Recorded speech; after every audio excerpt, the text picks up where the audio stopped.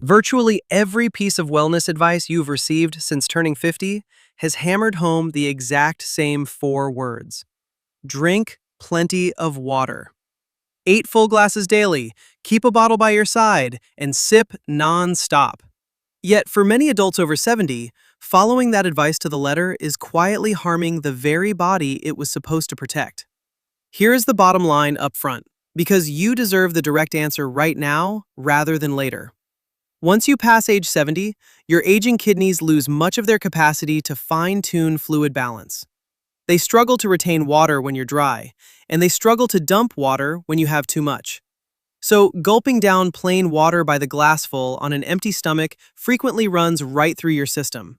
Or even worse, it dilutes the single most important number in your blood that keeps your brain functioning correctly. That number is your sodium level. When it drops below 135, which is the exact threshold the Mayo Clinic uses to diagnose hyponatremia, or low blood sodium, the initial symptoms aren't thirst. Instead, you experience exhaustion, brain fog, unsteadiness, and confusion. These are symptoms that constantly get blamed on normal aging or brushed off as early dementia. Over the next 25 minutes, I'm going to guide you through the story of a 74-year-old woman whose water bottle nearly landed her in a hospital bed. We will look at the exact mechanism inside the aging kidney that causes this, the extremely common blood pressure pill sitting in millions of medicine cabinets that makes it drastically worse, the specific eating pattern with a hidden nickname doctors use behind closed doors that turns a healthy habit into a health hazard, and the exact strategy to hydrate after age 70 so the water you drink actually stays where it belongs. And there is one more crucial detail. A groundbreaking 2019 study suggests that this kidney decline might not be as inevitable as we once assumed. And I will share that near the end because it completely changes how you should view all of this. Here is what this video will deliver. First, a plain language explanation of why a 70-year-old kidney handles a glass of water entirely differently than a 30-year-old kidney, including the specific hormone that becomes more aggressive as you age while your thirst signal grows quieter. Second, 3 clear warning signs that water is diluting your blood rather than hydrating you. Signs most people mistake for growing older. Third, the medication check. One specific class of blood pressure drug that, according to clinical endocrinology research, makes low sodium significantly more likely in older adults. Plus, what to ask your physician about it. Fourth, the proper way to consume fluids after 70. When to drink, what to pair it with, and why a glass of water alongside a meal acts completely differently in your body than a glass of plain water at 10 in the morning. And fifth, the simple kitchen table check you can do this week using your daily routine, along with one precise question for your next doctor's appointment to catch drifting sodium before it turns into an emergency. Every single one of these 5 key points will be fully covered before this video ends. A quick note on our sources. Everything shared here comes directly from peer-reviewed medical literature and established health references, including the Mayo Clinic, the National Library of Medicine, and respected journals, all of which I will cite as we go.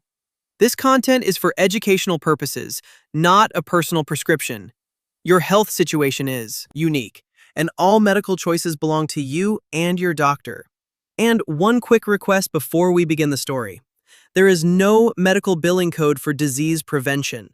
Nobody gets paid for the 15-minute conversation that keeps you out of the ER, which is precisely why videos like this need to exist. If you value this kind of information, hitting the subscribe button helps this channel keep producing them. Now, let me share the story of a woman I will call Eleanor. Eleanor is a composite based on real patterns seen repeatedly in medical research and emergency rooms. But every single detail reflects how this actually unfolds in real life. Eleanor is 74 years old. She lives by herself in a 2-bedroom house in Dayton, Ohio, walks around her neighborhood loop most mornings, and takes pride in looking after her health. 2 years ago, following a brief spell of dizziness in July, her daughter bought her a large, insulated water bottle, the popular kind with daily time markings printed down the side. 8 in the morning, drink to here. Noon, drink to here. Eleanor took it to heart. She emptied that bottle twice a day, consuming roughly 10 to 12 glasses of plain water, mostly between her meals because she had read that constant sipping throughout the day was the healthiest approach. As autumn set in, small things began slipping. She felt foggy late in the morning. She lost her train of thought during phone calls with her sister. On two separate occasions, she stood up at night, felt the room spin, and had to sit right back down on the edge of her mattress. Her appetite gradually faded, which she noticed but didn't mind because all that water kept her stomach feeling full. By November, she tripped on her back porch step. Not a full fall, just a sudden wobble, but it rattled her daughter enough that she created a folder on her phone titled Memory Care Options. I want you to really think about that detail. Her family was actively researching memory care facilities. Nobody, not Eleanor, not her daughter, and not even the pharmacist refilling her blood pressure prescription every month, connected any of her symptoms to the water bottle. Why would they? Water is the one thing virtually everyone considers completely safe. In early December, Eleanor had a morning where she couldn't finish a basic sentence. Her daughter rushed her to the clinic, and her blood work revealed a sodium level far below that critical 135 threshold. It wasn't dementia, and it wasn't a stroke, it was pure dilution. Her blood had been slowly watered down over several months, and her brain, which relies on sodium to send electrical signals, was operating on a thinned-out supply. With careful medical correction and a revamped daily routine, her brain fog lifted, her balance recovered, and that memory care folder on her daughter's phone was deleted. I am sharing Eleanor's story first because she did nothing reckless. She simply followed the most widely repeated health advice in the country, using a product designed to help her do it, and it gradually steered her toward a hospital bed. A systematic review published in BMJ Open in 2021 compiled documented cases of this exact condition, hyponatremia triggered by excessive plain water intake in adults, and confirmed that this happens regularly. It is documented in the literature, and it is not an isolated fluke. Eleanor isn't an anomaly. Eleanor is what happens when health guidelines meant for a 40-year-old body are forced onto a 74-year-old kidney. If you are past 70 or care for someone who is, the exact physiological mechanism I'm about to explain is happening in that body right now. So what is actually taking place inside an aging kidney? Let me give you the brief one-sentence version first, and then we will unpack it. After age 70, the kidney becomes a far less efficient editor of fluid, slower to preserve water when you're dehydrated, and slower to flush it out when you're overloaded, while your internal thirst sensation simultaneously fades, leaving the body without both its core machinery and its built-in alarm system. Let me start with the machinery. A landmark medical review in the journal American Family Physician detailed this decades ago. As we grow older, blood flow through the kidneys drops, the overall filtration rate declines, and most importantly, the kidney's ability to concentrate urine drops significantly. Concentrating urine is how your body conserves water overnight, packing waste into less fluid so you don't become dehydrated while sleeping. An older kidney performs that task much less efficiently, which, by the way, is one major reason so many people over 70 wake up at 2 in the morning to use the bathroom. That same review highlighted the detail that matters most for our discussion. These internal shifts leave older adults far more vulnerable on both sides of the spectrum. They face risks from hypernatremia, blood that becomes too concentrated with salt from water loss, and from hyponatremia, blood that becomes overly diluted from retaining fluid. An aging kidney doesn't just fail at one specific function, it loses its buffer zone on both ends. Further research published in a 2021 nephrology volume adds to this structural picture. Aging kidneys develop a condition known as nephrosclerosis, characterized by stiffening and scarring within their tiny filtering units, while chronic kidney disease becomes more prevalent and progresses more rapidly with age. That means fewer active filters, stiffer plumbing, and significantly less physiological flexibility. Now let's examine the hormone involved. Your body manages fluid balance using a hormone called vasopressin, which acts as the primary water preservation signal. When vasopressin levels rise, your kidneys retain fluid. Research in the American Journal of Physiology uncovered something fascinating about aging. The vasopressin system doesn't weaken as you get older. Instead, it becomes more sensitive and trigger-happy, even as your awareness of thirst becomes dulled. Let that sink in. The hormone instructing your kidneys to hold on to fluid gets stronger as you age. At the exact moment your ability to feel thirsty gets quieter. So picture Eleanor's situation. She drinks 12 glasses of plain water every day. Her aging kidneys are already slow at clearing excess fluid, and her water-retaining hormone is hypersensitive, ready to lock down and hold water at the slightest prompt. The water enters faster than her system can process it out. That fluid has to go somewhere, so it enters her bloodstream and dilutes her sodium. As for the alarm system that should have alerted her, a study published in Age and Aging back in 1993 tested this directly by withholding water from older subjects to see how their bodies responded to genuine dehydration. They experienced far less thirst than younger participants, drank less when water was provided, and their kidneys were less capable of retaining the water they had. A 2018 study in the Journal of Nutrition, Health, and Aging, examining middle-aged cyclists, revealed this same muted thirst signal even in fit, active adults, alongside elevated risks for both dehydration and hyponatremia. The thirst gauge on your internal dashboard simply becomes less reliable after a certain age. That is precisely why the health advice industry urges people to drink on a set schedule rather than waiting until they feel thirsty. That advice is only half right. The flaw is that it only addresses one side of the problem.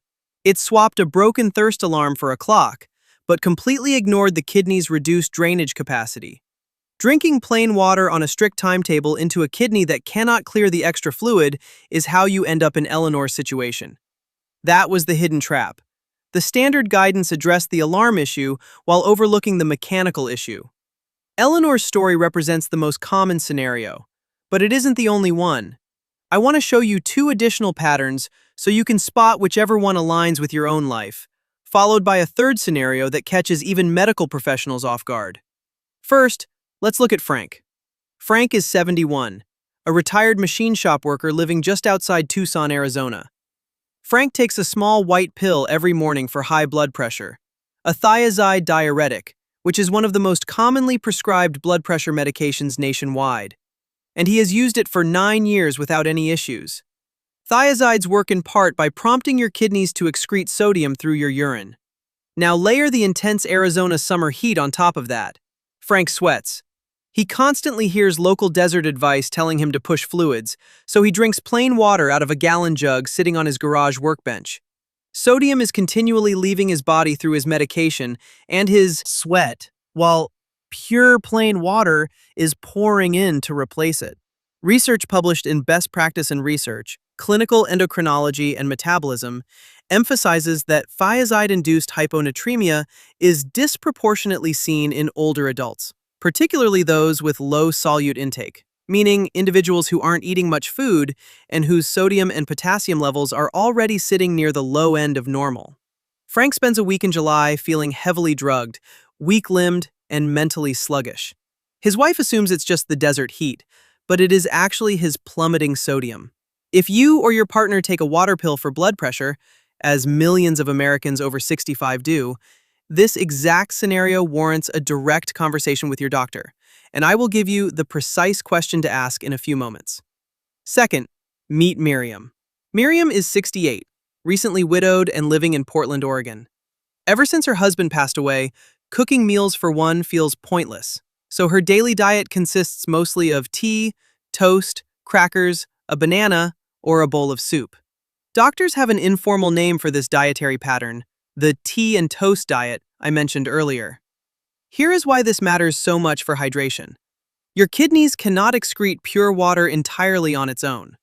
To flush out excess water, the kidney must package it alongside dissolved substances known as solutes, which come primarily from protein breakdown and essential minerals in solid food. Think of solutes as shipping boxes and water as the packing material inside. Without boxes, nothing gets shipped out. Miriam consumes so little solid food that her kidneys have almost no shipping boxes available. As a result, even a modest 6 or 7 glasses of water, An amount that would be completely fine for her neighbor backs up in her system because her kidneys lack the physical raw materials required to flush it out. That same endocrinology study highlighted low solute intake as a major risk factor, and Miriam represents exactly what low solute intake looks like in a home kitchen. She isn't overdrinking, she is undereating, and that factor alone transforms a standard water intake into an overload. Third, consider a case that often surprises people. Walter. Walter is 76, a retired teacher residing in Charlotte, North Carolina. Walter is the picture of health, walks 3 miles daily, maintains a healthy weight, takes no water pills, and eats a balanced diet. However, Walter had a painful kidney stone scare at age 69, and his takeaway was that water is medicine and more is always better. He drinks water constantly, first thing at 5:30 in the morning, right before bed, and always between meals, avoiding water during meals because he read somewhere that drinking while eating dilutes digestive enzymes. Walter's sodium doesn't drop abruptly, it slowly drifts downward. It reads 138 one year, 136 the next, and then rests at 133, technically below the Mayo Clinic's threshold. Yet nobody flags it as an issue because he feels fine on the surface. Except, Walter has quietly stopped driving at night. His golf swing feels slightly off. He mentions to his son that being 76 just feels different than 75. Mild, chronic, low-grade hyponatremia doesn't announce itself with dramatic warning signs. According to the Mayo Clinic's patient guidelines on the condition, symptoms include nausea, headaches, confusion, persistent fatigue, and muscle weakness or cramping. And in older adults, every single one of those gets written off as normal aging. Walter is the exact reason I will advise you in our action steps to inspect the sodium number on your actual lab report rather than settling for the generic phrase, "Your blood work looks fine." Eleanor, Frank, Miriam, and Walter. Overdrinking, medication effects, undereating, and gradual sodium drift are 4 distinct pathways leading into the exact same room. So here is the exact step-by-step plan to follow starting this week. Notice that none of these steps advise you to stop drinking water altogether. Dehydration is a serious risk. Medline Plus at the National Institutes of Health clearly states that older adults are particularly susceptible to it, and the research on blunted thirst signals shows why you cannot simply guess your fluid needs. The goal isn't to drink less water. The goal is to hydrate smarter. Step 1. Drink your water alongside food rather than on an empty stomach. This is the single most valuable adjustment you can make, and it costs nothing. When fluid enters your system with a meal, it comes accompanied by sodium, potassium, and protein, the exact solutes your kidneys need to process that water. These are the shipping boxes from Miriam's story. Enjoy a glass of water with breakfast, one with lunch, one with dinner, and moderate amounts in between. If most of your fluid currently lands in an empty stomach, shift that habit this week. It's the exact same water, but it will have a completely different effect inside your body. Step 2. Retire the giant jug mindset and spread your fluid intake evenly across the day. An aging kidney works at a slower pace, so respect that reality. Instead of chugging 16 ounces at once to meet a daily quota, keep your servings modest, around the size of a standard glass, and space them throughout your waking hours. Shift the majority of your drinking toward the morning and early afternoon. Then taper down after dinner. Your bladder will appreciate it at 2 in the morning, and your kidneys receive a workload they can comfortably manage. Step 3. If you take a thiazide diuretic or any water pill, ask your physician one specific question during your next visit. Phrase it like this: given my age and this medication, how frequently should we monitor my sodium levels, and what was my reading last time? That's all. You aren't questioning your prescription. These drugs manage high blood pressure for vital reasons, and stopping them on your own is genuinely dangerous, so do not do that. You are simply requesting proper monitoring because medical endocrinology literature identifies your specific combination, older age plus a thiazide diuretic, as a high-risk profile. An annual blood check might be sufficient, Or your doctor may prefer testing more frequently in summer. Let them decide, but ensure someone is tracking it. Step 4. Feed the machine, especially if you live alone. If your evening meals have gradually devolved into tea and toast, realize that this is a hydration issue just as much as a nutritional one. Consuming protein at 2 meals daily, along with real food containing natural minerals, gives your kidneys the raw materials needed to handle fluid balance. Medline Plus from the National Library of Medicine offers clear guidance on nutrition in older adulthood, emphasizing that aging bodies require nutrient-dense food, not just fluid. If a poor appetite is the main challenge, smaller portions of nutrient-dense foods are far better than large plates you can't finish. Soup is a fantastic option here because it delivers water, sodium, and nutrients all in one bowl. Step 5. Recognize the 3 warning signs of blood dilution and stop attributing them to growing older. First, new or worsening brain fog and difficulty concentrating, particularly if it waxes and wanes throughout the day. Second, unsteadiness, or that sudden room tilting sensation Eleanor experienced, or a walk that feels less stable. Third, a cluster of low appetite, nausea, and unusual fatigue. The Mayo Clinic highlights these as classic signs of low blood sodium. Any single symptom can stem from various causes, but when they appear together, especially in someone drinking large amounts of water, taking a diuretic, or eating very little food, sodium should be a top suspect. That warrants a phone call to your physician, not a wait-and-see approach. To be completely clear, sudden severe confusion or a seizure is a medical emergency that requires calling 911 immediately, not watching a video. Step 6. Review your own laboratory reports. At your next wellness checkup, your blood work will almost certainly include a basic metabolic panel with a line for sodium. Ask for your specific numerical result. The healthy reference range spans from roughly 135 to 145. If your result reads 134, 135, or 136, you aren't in an immediate crisis, but you are sitting on the lower bank of the river, and everything in this video applies to. You double. Write that number down and track it year over year. A gradual downward trend across 3 years is Walter's story, and it is easily visible to anyone who takes the time to look at the trend line. Before we wrap up, here's the finding I promised at the start, and it is the most encouraging detail in this entire video. A 2019 study published in the American Journal of Physical Anthropology re-examined the classic age-related decline in urine concentrating ability, the very process we have long treated as an unchangeable law of aging across different human populations. In you,